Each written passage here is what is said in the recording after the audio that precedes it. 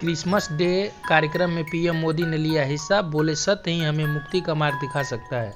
आज पूरे देश के साथ मैं दुनिया भर में क्रिसमस डे का त्यौहार धूमधाम से मनाया जा रहा है। क्रिसमस के अवसर पर प्रधानमंत्री नरेंद्र मोदी ने देश में रहने वाले ईसाई समुदाय के लोगों को बधाई दी। इस दौरान उन्होंने ईसाई समुदाय के सदस्यों के साथ एक कार्यक्रम में हिस्सा लिया। उन्होंने कहा कि पवित्र बाइबिल में सत्य को सबसे अधिक महत्व दिया गया है।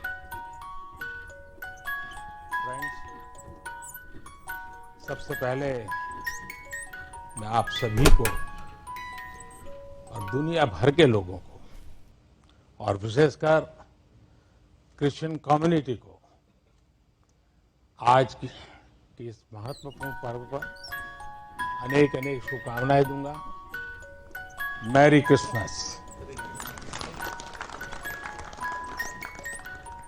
ये मेरे लिए बहुत सुखद है कि स्पेशल और सेक्रेड अवसर पर आप सब मेरे निवास स्थान पर आए हैं।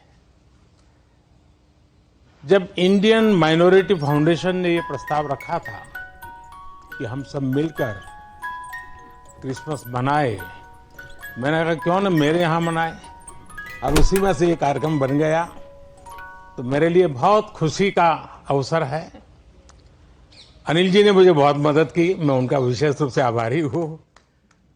इस पहल के लिए मैं माइनॉरिटी फाउंडेशन का भी बहुत आभारी हूं।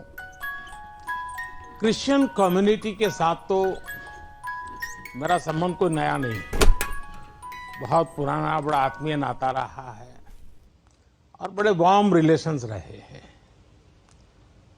गुजरात का सीएम रहने के दौरान मैं ईसाई समुदाय और उनके लीडर्स के साथ अक्सर मेरा मिलना जुलना रहता था, और मैं मणिनगर जहां से चुनाव लड़ता था वहां बहुत बड़ी मात्रा में आबादी भी है और इसके कारण मेरा स्वाभाविक नाता रहता था। कुछ ही वर्ष पहले मुझे द होली पोप से मिलने का भी सौभाग्य मिला था। वो वाकई मेरे लिए बहुत ही यादगार पल था। हमने इस धरती को बेहतर जगह बनाने के लिए social harmony, global brotherhood, climate change और इंक्लूसिव डेवलपमेंट ऐसे कई विषयों पर और लंबे समय तक बैठ करके बातें की थी। फ्रेंड्स, क्रिसमस वो दिन है जब हम जीसस क्राइस्ट के जन्म को सेलिब्रेट करते हैं।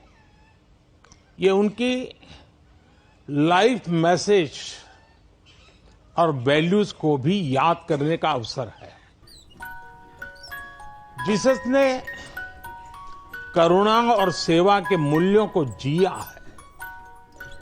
उन्होंने एक ऐसा समाज बनाने के लिए काम किया जिसमें सबके लिए न्याय हो और जो समाज समावेशी हो, इंक्लूसिव हो। हमारे देश की विकास यात्रा में यही मूल्य एक गाइडिंग लाइट की तरह हमें रास्ता दिखा रहे हैं। साथियों, समाज जीवन की अलग अलग धाराओं में हम ऐसे कई समान मूल्य दिखते हैं जो हम सबको एकजुट करते हैं। उदाहरण के लिए, पवित्र बाइबल में कहा गया है कि ईश्वर ने हमें जो भी उपहार दिया है, जो भी सामर्थ्य दिया है, उसका उपयोग हम दूसरों की सेवा के लिए करें। और यही तो सेवा परमो धर्म है। द होली बाइबल में सत्य को बहुत महत्व दिया गया है और कहा गया है कि सत्य ही हमें मुक्ति का मार्ग दिखाएगा। और संयोग देखिए, सभी पवित्र उपनिषदों ने भी अल्टीमेट ट्रूथ को जानने पर फोकस किया है ताकि हम स्वयं को मुक्त कर सकें। हम अपने साझा मूल्यों और हमारी साझी विरासत पर फोकस करके एक साथ आगे बढ़ सकते हैं। 21वीं सदी के आधुनिक भारत के लिए ये सहयोग, ये सामंजस्य, सबका प्रयास की ये भावना भारत को नई ऊंचाई पर ले जाएगी। साथियों, द होली पोप ने अपने एक क्रिसमस एड्रेस में ईसा मसीह से प्रार्थना की थी कि जो लोग गरीबी खत्म करने में जुटे हैं उन्हें उनका आशीर्वाद मिले। वो मानते हैं कि गरीबी व्यक्ति की गरिमा को चोट पहुंचाती है। द होली पोप के इन शब्दों में उसी भावना की झलक है जो विकास के लिए हमारे मंत्र में है। हमारा मंत्र है सबका साथ, सबका विश्वास, सबका विकास, सबका प्रयास। सरकार के तौर पर हम ये सुनिश्चित कर रहे हैं कि विकास का फायदा हर किसी तक पहुंचे और कोई इससे अछूता न रहे। ईसाई समुदाय के कई लोगों तक, विशेषकर गरीबों और वंचितों तक भी आज देश में हो रहे विकास का लाभ पहुंच रहा है। मुझे याद है जब हमने फिशरीज के लिए अलग मंत्रालय का गठन किया तो ईसाई समुदाय के बहुत सारे मछुआरे भाई बहन हमारे इस कदम की सार्वजनिक रूप से सराहना करें, मेरा भी सम्मान किया, मुझे बहुत अभिनंदन किया। साथियों, क्रिसमस के इस अवसर पर मैं देश के लिए, क्रिश्चियन कम्युनिटी के लिए एक बात जरूर योगदान करूंगा कि आपके योगदान को भारत गर्व से स्वीकार करता है। ईसाई समुदाय ने फ्रीडम मूवमेंट में महत्वपूर्ण भूमिका निभाई है। फ्रीडम स्ट्रगल में क्रिश्चियन कम्युनिटी के कई थिंकर्स और लीडर्स शामिल थे। गांधी जी ने स्वयं बताया था कि नॉन कोऑपरेशन मूवमेंट की परिकल्पना सेंट स्टीफेंस कॉलेज के प्रिंसिपल सुशील कुमार रुद्र की छत्रछाया में रची गई थी।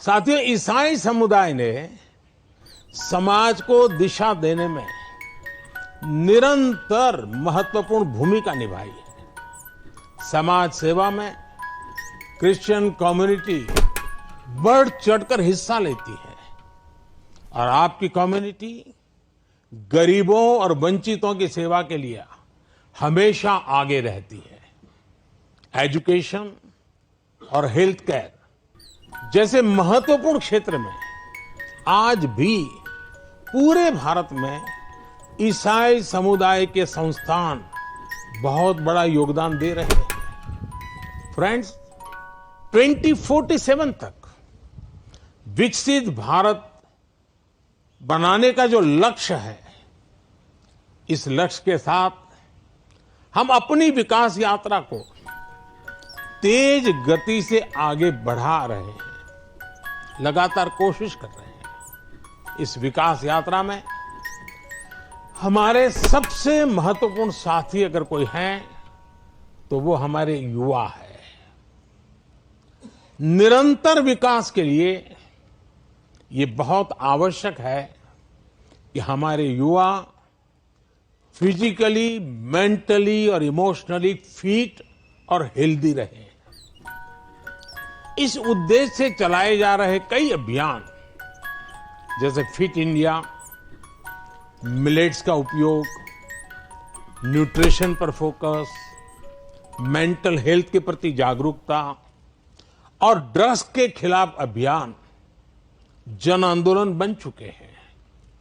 मैं क्रिश्चियन कम्युनिटी के लीडर से, विशेषकर जो एजुकेशन और हेल्थ केयर इंस्टीट्यूशन से जुड़े हैं, उनसे आग्रह करूंगा कि वो इन विषयों के प्रति लोगों को और जागरूक बनाएं। साथियों, क्रिसमस पर गिफ्ट्स उपहार देने की परंपरा है। मुझे भी बहुत ही पवित्र तोहफा मिला अभी। और इसलिए इस अवसर पर हम ये विचार करें कि कैसे हम आने वाली पीढ़ियों को एक बेटर प्लेनेट का उपहार दे सकते हैं। सस्टेनेबिलिटी आज के समय की जरूरत है। लिविंग ए सस्टेनेबल लाइफस्टाइल, ये मिशन लाइफ का सेंट्रल मैसेज है। एक ऐसा इंटरनेशनल मूवमेंट है जिसका नेतृत्व भारत कर रहा है। ये अभियान प्रो प्लेनेट पीपल को प्रो प्लेनेट लाइफस्टाइल अपनाने के लिए प्रेरित कर रहा है। और भी संपत जी ने जो छोटी किताब में ग्रीन कलर लाने के लिए कहा है ना, उसका यही भी एक रास्ता है। और उदाहरण के लिए रीयूजिंग और रिसाइकलिंग, बायोडिग्रेडेबल मटेरियल्स का इस्तेमाल, मिलेट्स श्री अन्न को अपनाना, मिनिमल कार्बन फुटप्रिंट वाले उत्पादों को खरीदना, ऐसी कई चीजों को हम अपनी डेली लाइफ का हिस्सा बना सकते हैं और बड़ा बदलाव ला सकते हैं। और मैं मानता हूं क्रिश्चियन कम्युनिटी जो इतनी सोशली कॉन्शियस होती है, वो इस मिशन में प्रमुख भूमिका निभा सकती है, नेतृत्व कर सकती है। साथियों, एक विषय वोकल फॉर लोकल का भी है। जब हम स्थानीय उत्पादों को बढ़ावा देते हैं, जो हम भारत में बनी वस्तुओं के एम्बेसडर बनते हैं, तो ये भी तरह से देश सेवा ही है। वोकल फॉर लोकल के मंत्र की सफलता से देश के लाखों लाख छोटे उद्यमियों को उनका रोजगार जुड़ा है, स्वरोजगार जुड़ा है। और इसलिए मैं क्रिश्चियन कम्युनिटी के लोकल के लिए और वोकल बनने के लिए आप सबका मार्गदर्शन को मिलता रहे, ये मैं जरूर आग्रह करूंगा। साथियों, एक बार फिर हम कामना करते हैं कि फेस्टिव सीजन हमें एक राष्ट्र के रूप में और मजबूत करें, सभी देशवासियों को और करीब लाएं। ये त्योहार हमारी डायवर्सिटी में हमें एकजुट रखने वाली बॉन्डिंग को मजबूत करें। आप सबको मेरी तरफ से फिर से बहुत बहुत शुभकामनाएं हैं। और आप सब समय निकाल करके आए, और आप मुंबई से स्पेशली उस आयु में भी दौड़ करके आए।